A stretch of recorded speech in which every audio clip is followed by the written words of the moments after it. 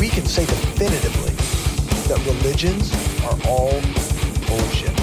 Welcome to Brainstorm. We have the explicit tag for a reason. This is a base level argument to a higher level morality. I get paid to science? To science as much as one can science. What the hell was my point? Trigger warning. The Brainstorm podcast will criticize your most cherished beliefs. We attack nonsense in all its forms and discuss difficult subjects. If you peddle pseudoscience, supernatural woo, or religious dogma, then this is not your safe place. This is the home of hardcore skepticism.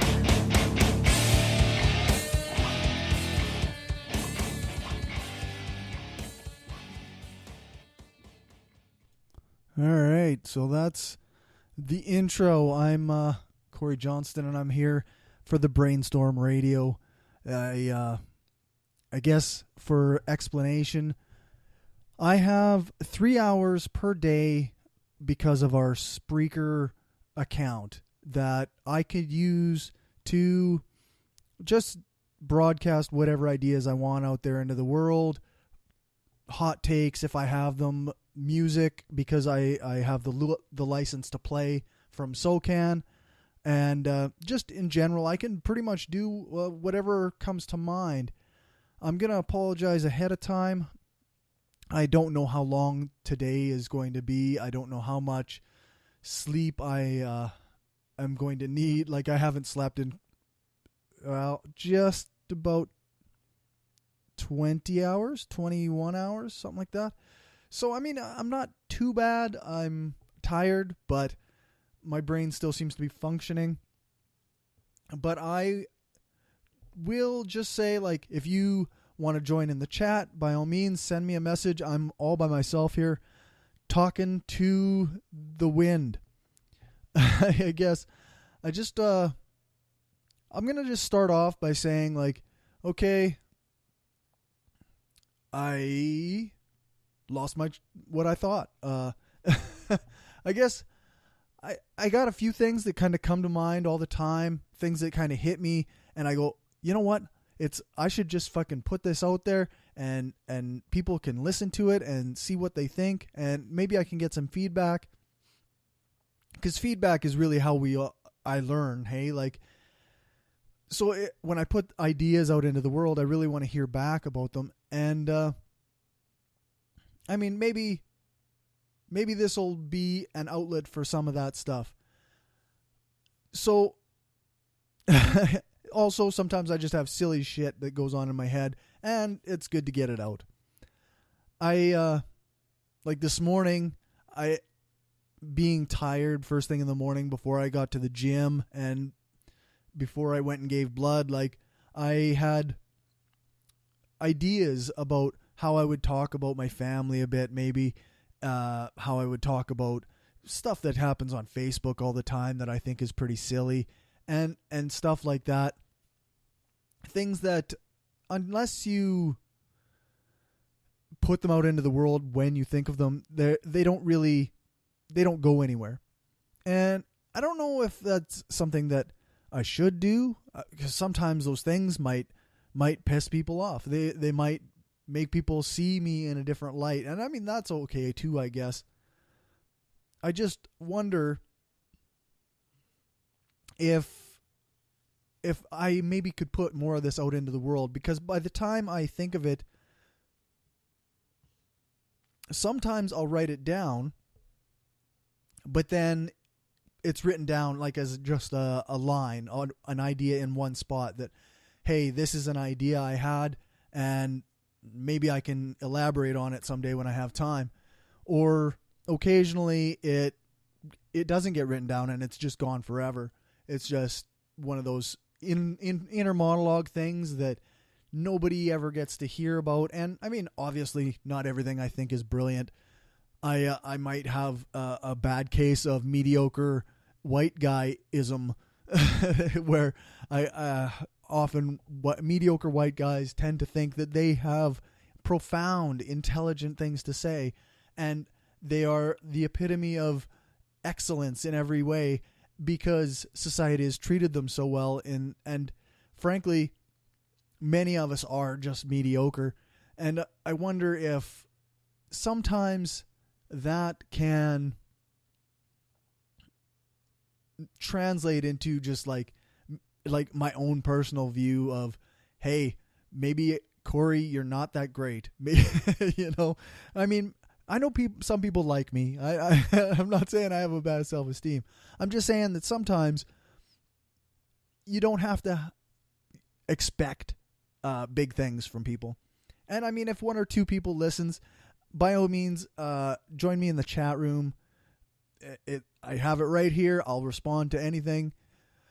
Like I say, I'm on my own. So, in general, I'm going to, I don't know, maybe, I don't know. I guess part of this is to talk about whatever comes to mind. And one of the things that I thought of this morning was this idea that, like, I kind of sometimes get a little down because I don't feel like I'm reaching a big enough audience. And I wonder if maybe, like, I've been podcasting for 4 years now. Starting tomorrow, like as of tomorrow, Brainstorm has been going for 4 years. And I wonder if we don't put out as good a content as I think we do. I wonder if there's better things we can be doing with our show. and I wonder, hey Lachlan, how's it going? I wonder sometimes if we can be doing things a little differently with the show. I mean, as of tomorrow, we have is a 4 years we've been doing the show, and it's kind of, I don't know, it's kind of gone. I think we've hit our plateau for a bit. We have about 150 to 300 downloads per episode, and that's not bad. That's a good audience, but I feel like for the amount of work that we put in, we could be reaching a lot more people. And I wonder if there's some ways that we can maybe do that. But again, I don't know exactly what I'm doing with this. I'm a little sleep deprived. I'm probably going to play a little music because I have the SOCAN license to play. I'm just going to chat about whatever comes off the top of my head. And because I have 3 hours of Spreaker live broadcasting every day, like available every day, I'm going to probably do this every now and then and just shoot it out and just see what happens. And if there's anything you want me to cover and mention it in the chat, by all means, I can definitely talk about whatever comes up. Although I do tend to say I don't know quite a bit. So I guess for now, I'm going to play a song here. It's The Resistance by Muse. And then I'll be back and maybe I'll have some ideas about what to talk about.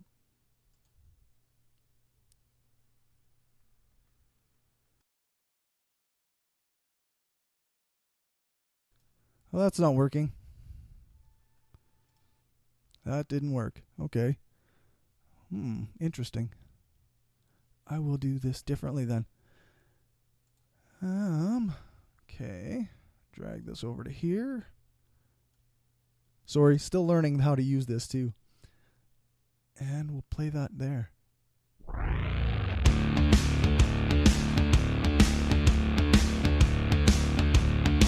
Hopefully you can hear that.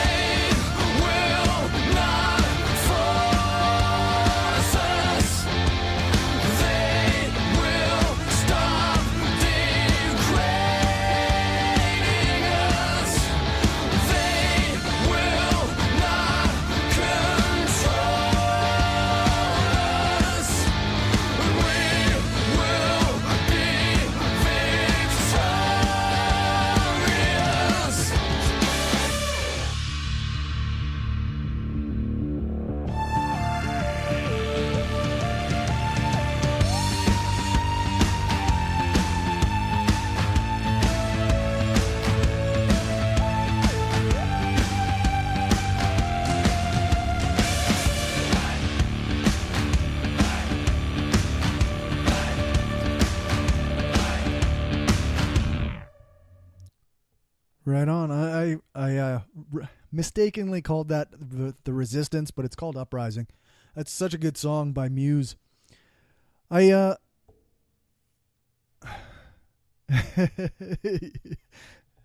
your topic of remembering things. Yeah, that's a good idea. I didn't do that today, but maybe if I do that in the future, I can remember things a little better. I thought that I would talk a little bit about some of the Democratic elections, or the elections that were held yesterday, and some of the victories. There's a article on HuffPost here with the historic victories Democrats had on Election Day in 2017. So I think the one that everybody's sharing is the transgender woman who is also a metal singer who was elected in Virginia as the first openly transgender state lawmaker. And so that, I mean, and apparently she ousted the guy who was doing the bathroom bills and stuff in Virginia. I thought that was pretty amazing.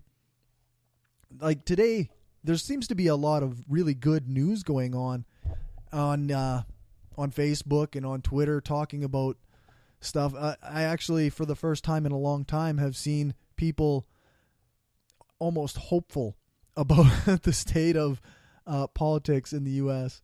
It's kind of interesting. Obviously, in Canada, things are a little bit different, but we don't seem to have as much to worry about at the moment. I mean, we still have issues with conservatives who might get into power in our next election cycle, but I suppose the second person is Andrea Jenkins, or I guess I never said Danica Roem. I hope I said that right. Was the first openly transgender state lawmaker in Virginia. The next is Andrea Jenkins was elected to the Minneapolis City Council, a transgender activist and African American woman. So that's pretty cool. There was Justin Fairfax, who was elected Virginia's lieutenant governor. He is the second African American to win that. And 1, 2, 3. There's a lot of these, eh? Like, it's pretty impressive that people came out to vote. Like, they got out there and they gave a shit about what was going on in their communities. These are all small elections, but I think it says something about the state of the politics that are going on right now, and that people have reached this, oh my God, we have to vote moment. So I think that's pretty cool. A couple more here. Sheila Oliver was elected the first African-American lieutenant governor in New Jersey. And Vi Lyles was elected as Charlotte, North Carolina's first female African-American mayor. Jeez. Yvonne Spicer was elected the first mayor of the city of Framingham, Massachusetts, who was African-American. Oh, no. First mayor of the new city of Framingham, and she's African-American. So I don't know. Does that mean that was not a city before? We have different standards in Canada for what it constitutes a city. The city that I grew up in is considered a city in Saskatchewan, but it's only has 10,000 people. And I don't think that would qualify anywhere else. It's quite, I don't know. It seems a little ridiculous that 10,000 people is somehow considered a city, but growing up, everybody was quite proud of the fact that was a city. So, moving on. There's Joyce Craig was elected in New Hampshire, was the first woman mayor. Tyler Titus is a transgender man. Won a seat on the Erie School Board. So that's Ravinder Bala was in Hoboken, New Jersey, was elected the mayor. Cool. So, and there's this is a pretty long article. There's maybe there's only 4 more or something. Elizabeth Guzman and Hala Ayala. I'm probably butchering these names. It's not good. But they were elected to the Virginia House of Delegates, and they are both Latina, and they are the first 2 Latinas elected to the Virginia House of Delegates. Wilmot Collins from Helena, Montana, was elected something. It doesn't actually say in this. Oh well. Okay. And Jenny Durkin was elected Seattle's first lesbian mayor. Melvin Carter was elected St. Paul, Minnesota's first African American mayor. So that's it seems like a pretty upbeat situation there with all these local elections anyway. Excuse me. So I don't know what to think. I mean, obviously the Republicans still are in control of things in the House and Senate, and the president is still fucking Donald Trump, but these are kinds of things that I suppose show progress. Like this election that happened yesterday, show some amount of progress and can potentially,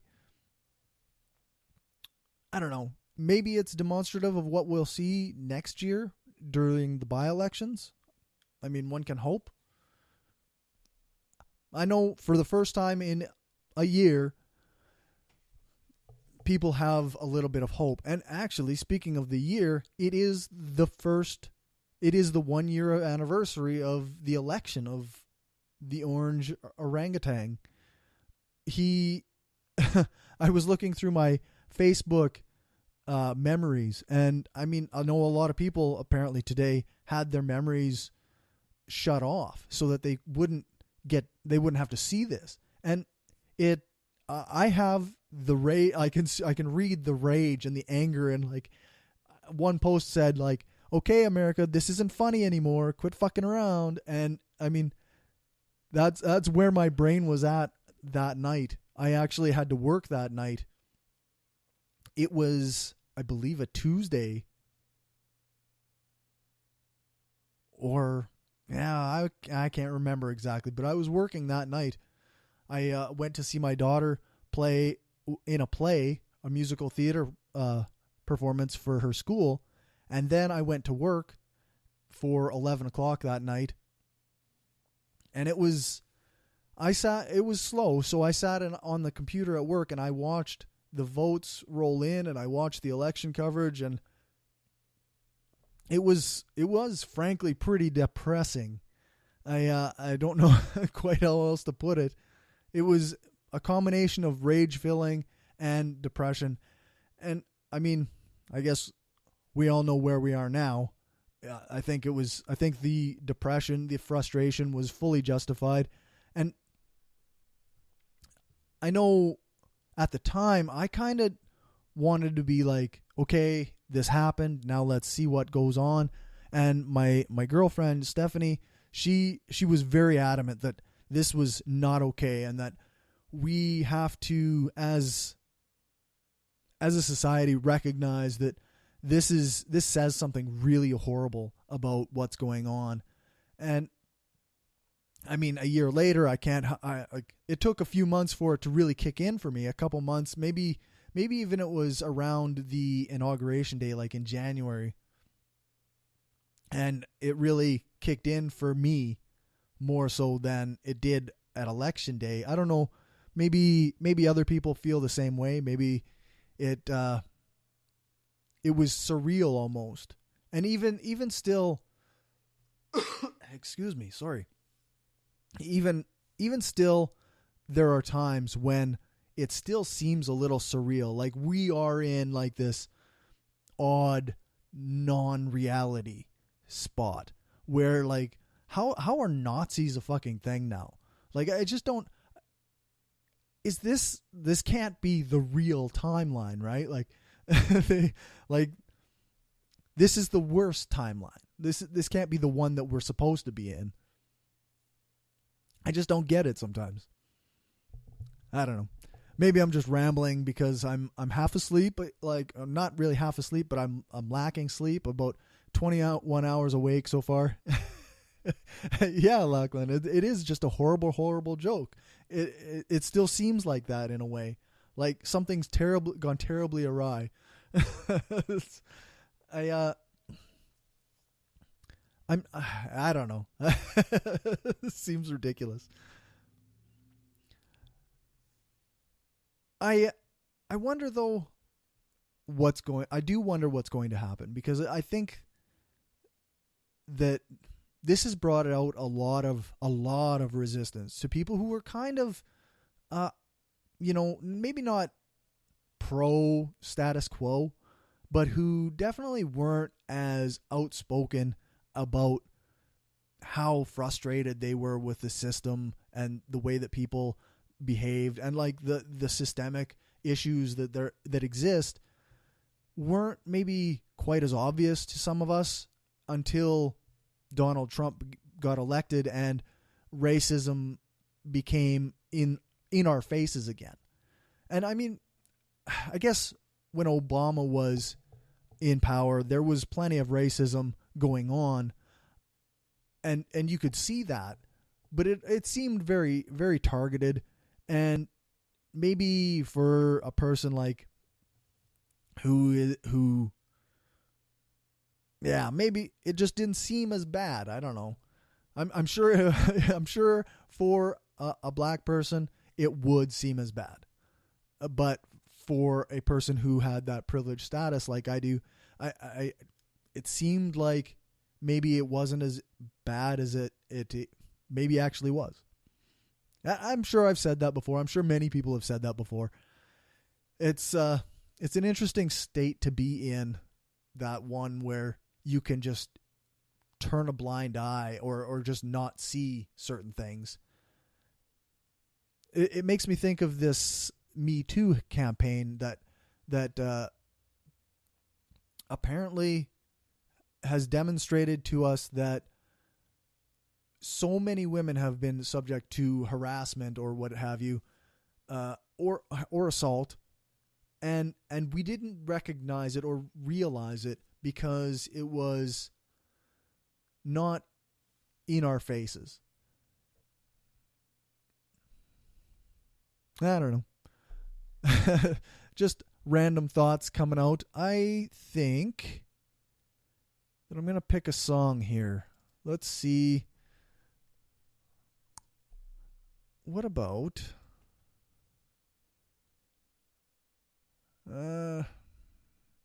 something from Florence and the Machine?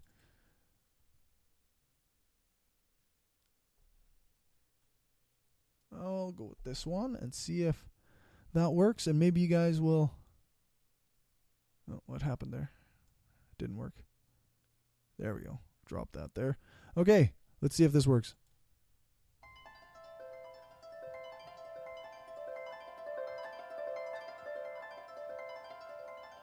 And I had a dream about my old school, and she was there all pink and gold and glittering. I threw my arms around her legs, came to weeping, came to weeping. And I heard your voice as clear as day, and you told me your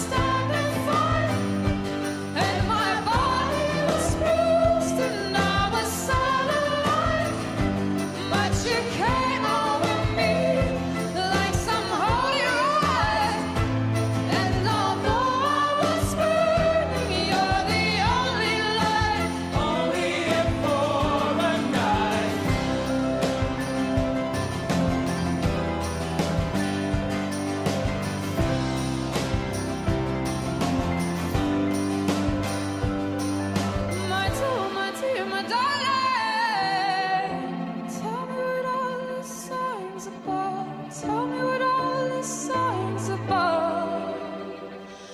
And I heard your voice as clear as day, and you told me I should concentrate. It was all so strange and so surreal. Let it go should be so practical. Only for a night. Only for a night. Only for a night. Only for a night.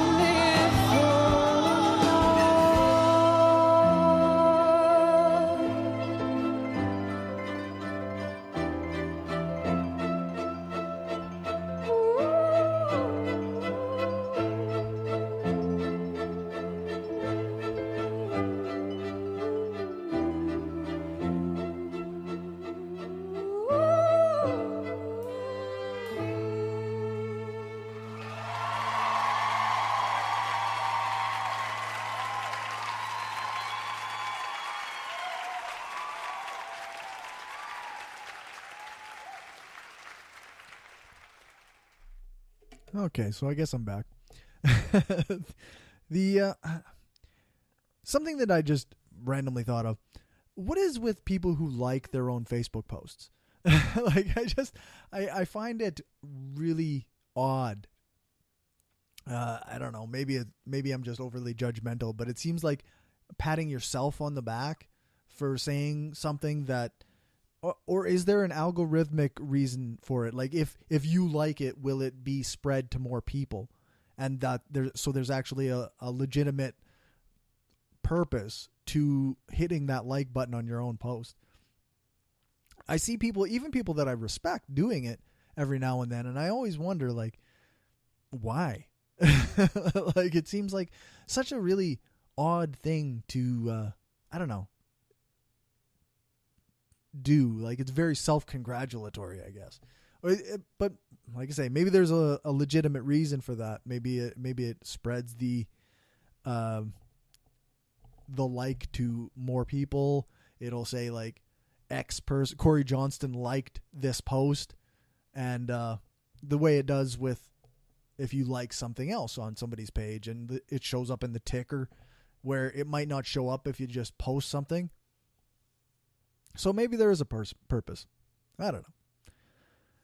I got this this kind of funny article from Esquire.com. I don't know if you guys have seen this, but angry bourbon drinkers are boycotting Jim Beam because Mila Kunis donates to Planned Parenthood. Oh, yeah. It's a combination of algorithms and jerking yourself off. Yeah, exactly. It's very masturbatory, isn't it? But yeah. So angry bourbon drinkers are boycotting Jim Beam because Mila Kunis donates to Planned Parenthood. This is a bit hilarious. I'm not going to go through the whole article, but I mean, I think almost everybody has seen the video now of Mila Kunis talking about how she donates to Planned Parenthood under Mike Pence's name. Yeah. As a sort of peaceful protest. And yeah, it was on the Conan show. Not a show that I watch. But it sounds like I didn't watch this video, but it sounds like she just does this. This is her protest. She donates to Planned Parenthood, and apparently some Republican pro-lifers are fucking having a hissy fit. There's a few tweets. I don't know how many people legitimately would boycott Jim Beam because there's some spokesperson for the alcohol is pro-choice and is donating to Planned Parenthood. Not that one actually has to be pro-choice to donate to Planned Parenthood, because Planned Parenthood does a ton of other shit that doesn't revolve around abortion. That's just one little segment of what they do. And it seems rather ridiculous to me that that's what every Republican pro-lifer kind of attaches to. But anyway, so I just think this one tweet is fucking hilarious. And it says by this Missy Joan or something, at Jim Beam, dumped our bottle tonight. You need to dump your spokesperson. Hashtag boycott Jim Beam. And the idea that somebody would purchase a bottle of alcohol and pour it out on the ground or in a sink or whatever, and that's somehow supposed to deter Jim Beam from from like keeping their spokesperson, it's absolutely ridiculous, because you still gave them money. Like, if everybody who wants to boycott Jim Beam buys a bottle and dumps it on the ground, then they didn't lose any money. It's quite it's the same as all those football fans who burned their fucking jerseys because NFL players were kneeling. Like, you're burning your own money. This isn't hurting anybody but yourself. But these idiots just can't seem to see past this. It's that same fucking, I don't know what kind of mentality it is. It's just absolutely ridiculous. It's outrage for less than no reason. Like, because somebody expressed a thing, they didn't even attack you personally. Like, I understand when somebody gets offended. Sometimes that's reasonable. You can get offended when somebody is saying something shitty about your identity or about who you are or about you personally. Being offended is reasonable under many circumstances. Excuse me. And the idea that some people don't get it, like, they just think that being offended for free speech, for not harming anybody, for not even attacking anybody's identity in any sense, it seems to be drastically missing the point of being offended. As like, I have a lot of people on my Facebook who have the opinion that being offended is something that you choose to do. You take offense. It's not given. And I don't really believe that. I think that there's a balance somewhere there. You can take offense if there is none given. But there are cases where somebody is giving you offense, and that can translate. And so quite often it's these right-wingers, these Christians, these people who get offended over tiny little things like people kneeling during the anthem, they're taking offense when it's not given. It's not the same as someone saying the N-word, because that person is giving offense in a very real sense. If you always apply the offense is not always taken, not given, then you are abdicating responsibility for what you say to the person who you're saying it to. And we have to be responsible for the things that we say as well as the way that they're taken in some cases. But I think I've gone quite a long route from Mila Kunis and Jim Beam to being offended, but I think that there's a line there that makes sense. So I've been going for 40 minutes and I've only played 2 songs. I think I'll pick another song. I don't know. I don't know what to play. Something a little rocky, I guess. How about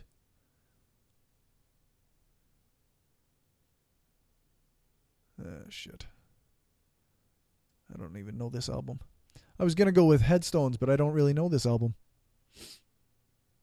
Okay. So I guess before I play another song, I might as well say, I guess the Brainstorm show this week is going to be a little bit differently. Oh, Big Wreck. Nice. Did Angela put you up to saying that? She really likes Big Wreck.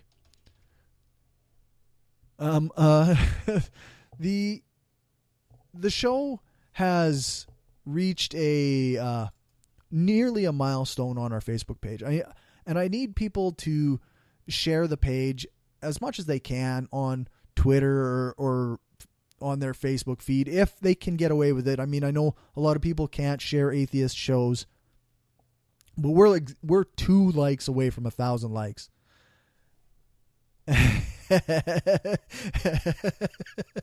Angela just posted on Facebook that she heard me blame her for the Big Wreck suggestion. No, the page is 2 away from 1,000 likes, and it would really, I don't know, it would really be something to me if we hit that 1,000.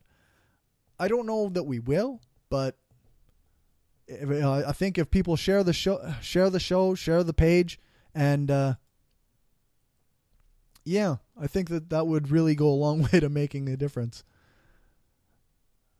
All right, what song should I play by Big Wreck?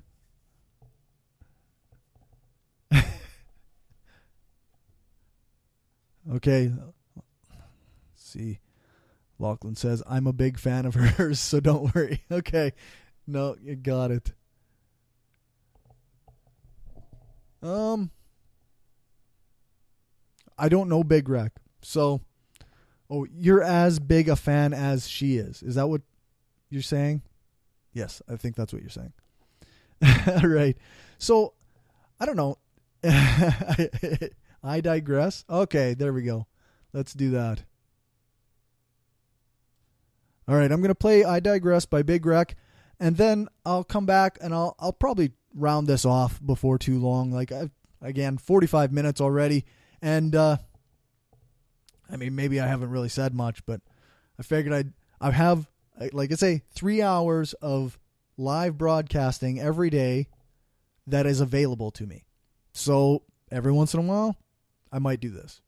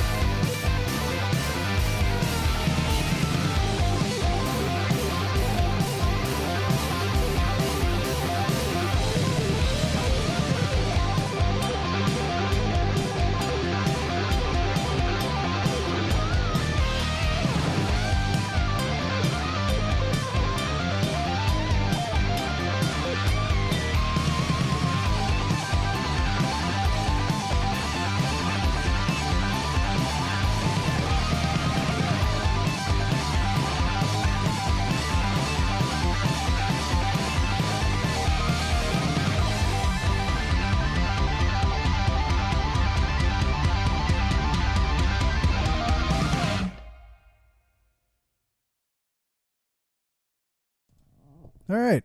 That's pretty cool. Pretty good for Big Wreck, I guess.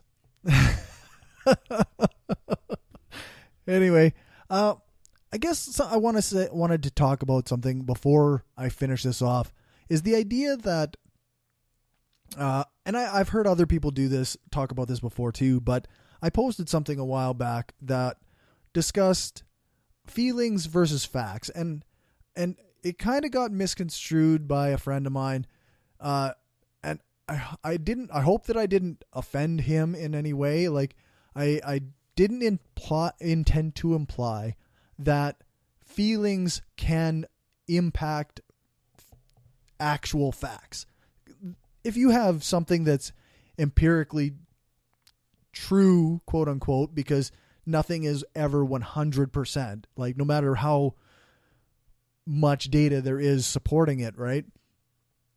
If something is empirically true, then it isn't the fact that is in essence up for debate, but the way that people react to it and the effect that it has on people. Feelings are a very important aspect of reasoning. I'm sure many people have already heard this on other shows, but there's a very like if you have damage to the frontal lobe where your emotional center is, I think that's right. Like there was a case where there was a guy who got a spike through his head. He lived, but it damaged his brain to the point where he couldn't experience emotions in the same way. And without those emotions, he couldn't function in a normal way anymore. He couldn't make decisions normally. He couldn't exist in the world with other people. Sociopaths or psychopaths, I'm not sure which is the proper clinical term, but these are people that typically don't have normal emotional reactions, and that causes them to act in a way that doesn't mesh well with the facts and with society. Reasoning is inherently an emotional thing when we talk about our values. We value things because of something emotional. We don't value it because of the facts. There's no fact that tells you that happiness is a good thing, like that we should increase the happiness of people around us.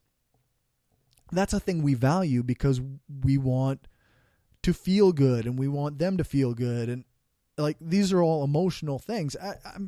I feel like I'm not explaining it very well, but the fact is that emotions cannot be tossed away.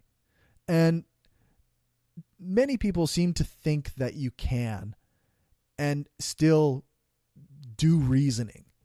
And yeah, logic doesn't have emotions necessarily, but reasoning has emotions involved. Logic is very formulaic. It's math, right? There's no value judgment on 2 + 2. But if you want to be correct, that's a value judgment, right? Or if you're talking about 4 being more valuable because it's a higher number, that's a value judgment. That's an emotional appeal. And I think that quite often we get hung up on logic and we get hung up on the formulas and the facts, and we worry less about the reasoning and the values. And I think that there's a balance to be had there. That we have to acknowledge that both are important, and it behooves us. It does well for us to acknowledge that and to use as good of logic as we can while perpetuating our own values. When I say things like, I want to stop people from spreading sexist ideas, that's a value judgment that I can then reason with. I can move along with that in my head and I can back that up with other reasons and other values. But ultimately, if somebody doesn't give a shit about sexism or the well-being of women, then no fact that I can give them will bring that into focus for them. It's not as Mike Swisnick used to say, he when he was on the show, is like there is no fact of sexism is bad out in the world, out in the universe, that you can discover. That's a value that we have because we value women and femmes as people and as equal members of society. So sexism is bad because of that, because of these things that we value. So I think that I don't know if I didn't express that well, maybe let me know. I have a million ways to get a hold of me. I'm going to wrap this up. I'm going to play one song as I go out. Excuse me again. Sorry. Yeah. So you can follow the show, obviously, on Facebook. Share that. Spread the word. I really would like to hit 1,000 likes. I don't know. Once we started getting close, that number sounded amazing to me. Like that's a milestone for us. I mean, our listenership may be not that huge, but 1,000 likes on the Facebook page means that if I can come up with some way to make memes or make content that will be spread to our Facebook fans, then that will have a larger impact. So, like I say, get us those. Awesome. Thanks, man. Thanks for sharing the page. So what else? I guess if you're on Twitter, follow us on Twitter. We're at Brainstorm Pod. I also have my own personal Twitter, which is at Hardcore Skeptic. Yeah, I was just on a show, Reason Revolution. Thanks, man. I hope to do this more often. I was just on Reason Revolution with Justin Clark, and he and I talked about a couple things. I think that, again, it was when I was on nights, so I didn't necessarily get my point across the way I would have liked when we were talking about left versus right stuff. But I think it went well. I think it went pretty well. And not left versus right, but left and centrism and free speech and like all those things that a person talks about when you're involved in social justice. So I'll post a link to that in the show notes for Friday's show. I don't know what else to say. If you want to email us, mail@brainstormblog.net. And if you want to be a Patreon patron, if you want to be a patron, you can do that at patreon.com/brainstormpodcast. Or I have another Patreon account, which is patreon.com/hardcoreskeptic. And that is not an episode per episode thing. That's a monthly thing. It's for my other show, but you know, because it's all me doing all this stuff, then it all blends together. Yeah. Thanks a lot, everybody, for listening. I hope that you enjoyed this random Brainstorm radio. I think that I'll try and do this more often, and maybe I can get better at the on-the-fly yapping about whatever the fuck is in front of my face. All right, I'm going to play Hurricane by Halsey, and then I'm going to close out the show. And everybody have a good night or day, afternoon. I'm going to bed.